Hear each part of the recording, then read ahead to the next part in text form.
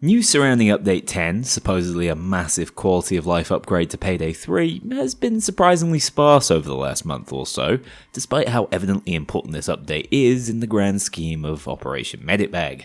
But finally, just 1 week away from its planned launch on the 30th, we have something tangible to consider and review with the release of Dev Update 9.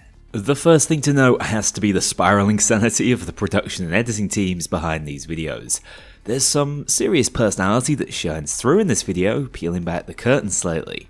Not all the jokes land, but those that do gave me a chuckle. Actually, you're supposed to tie them up and trade them during hostage trading, and you can get material. Without a doubt, it comes at the cost of clarity of information though, which I guess just keeps us creators in their job as we have to break down what the hell this bloody skeleton is trying to convey. That aside, it puts across a Starbreeze team that's much easier to root for than what we were often subjected to within the clean, investor-friendly dev blogs pre-launch. Okay, before we go any further, elephant in the room out of the way first. A lot of things coming in the future of Payday 3 were unintentionally spoiled in this dev update. First World Bank is in the heist list, as is a new mode holdout, and whilst not spoiled, only teased, that's gotta be a Letterman jacket, am I right? This kinda sucks, because it wasn't the intended reveal Starbreeze were hoping for, and someone somewhere is probably not feeling great about this slip-up. But I'm willing to bet this is what happens when you have to roll through multiple versions of a project until your publishing partner is appeased. Regardless, these are all great accidental announcements, so I suppose all we can do now is get genuinely excited for them, even if the build-up just went out of the window. All the best to whoever slip-up this was. Don't worry, Payday 3 couldn't keep a secret even if it tried to, so I'm sure this hardly made a difference in their marketing plans. Anyway, I'm not going to touch on them any further in this video, although the time to speculate will come.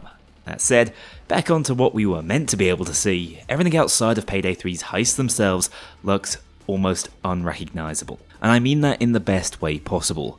This newly implemented menu is a class above the bland warehouse background we currently have access to. It gives off less safe house vibes, more pre-heist rendezvous point, which probably works better for the more gnarled and underground Payday gang Starbreeze are trying to convey. As we can see from the prompt at the bottom of the screen, the main menu also looks to be doubling as a lobby menu pre-heist, connecting you more to your crewmates instead of the online experience feeling so artificial and disconnected, hopefully highlighting all the new social features that have also been expanded according to this update video. We can see what a full party will likely look like from this image on the Payday 3 landing page.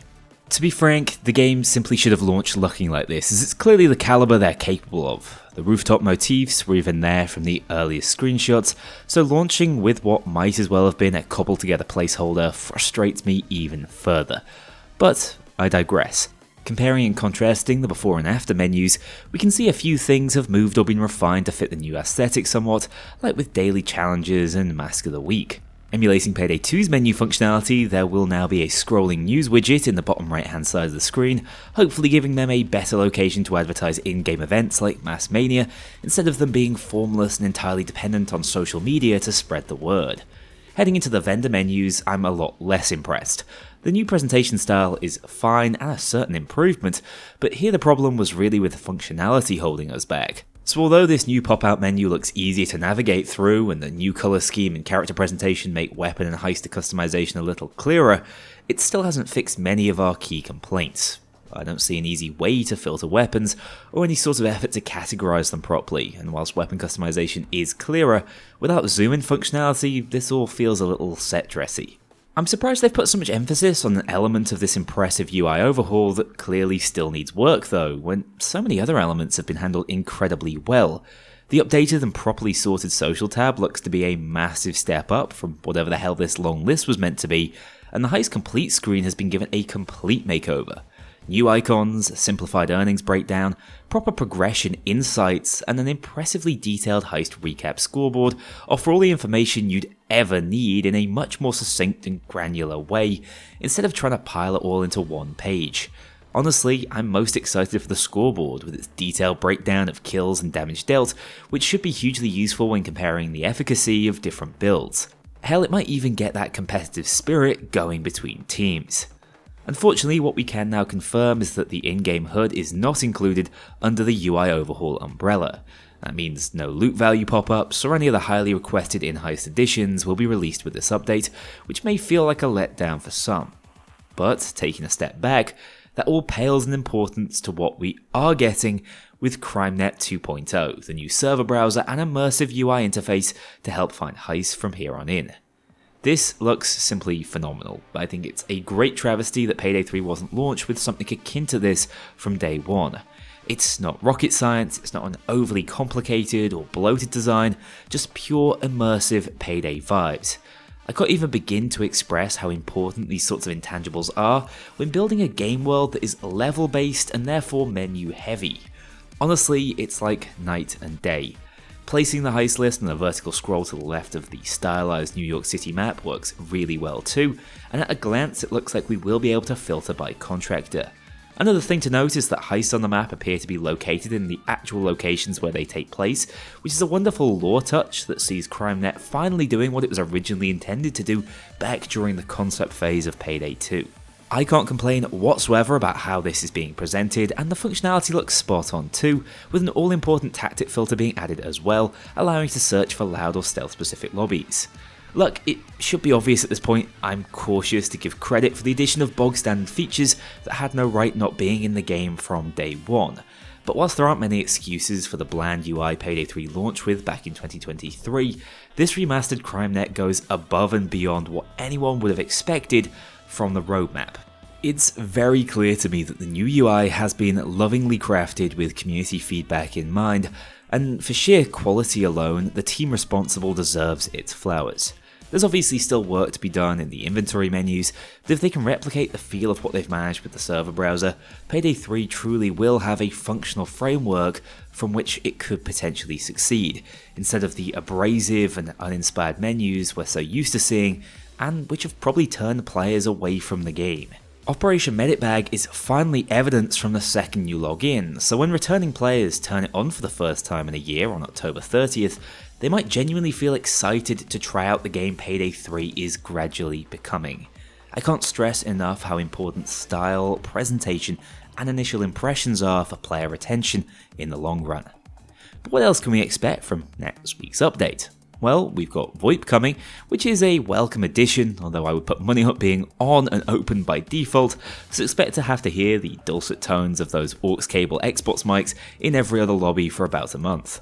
More important for my money than being able to vocally communicate with other players is that with this addition, console players will now be able to see and respond to typed messages from PC players. At long last, we'll be able to share crucial heist information such as door codes or wire colours with our crossplay brethren. And even better, when someone's a knob about something, we'll even be able to kick them out of the lobby, doing away with most forms of griefing for good. We've been explicitly told that this will be a host kick system, similar to Payday 2's, as opposed to a vote kick setup. This means that upon joining a server for a heist, one player, likely the first in or party leader if playing with a group, will be given lobby leader status, which grants the ability to kick unwanted players. This does create a new power imbalance that might cause lobby hosts to go off on a trip, but that's always been an etiquette issue that the community just has to sort out between themselves. That's the bulk of what Update 10 is offering. The free stuff discussed here is slightly limited this time, given the technical scope of the other changes. New animations for some favourite weapons like the Moscone, it's sensational as always, whilst we're receiving 2 new Halloween themed masks of the week and 1 standard Slimer adjacent mask called Flotsam, which is going directly into the regular store rotation.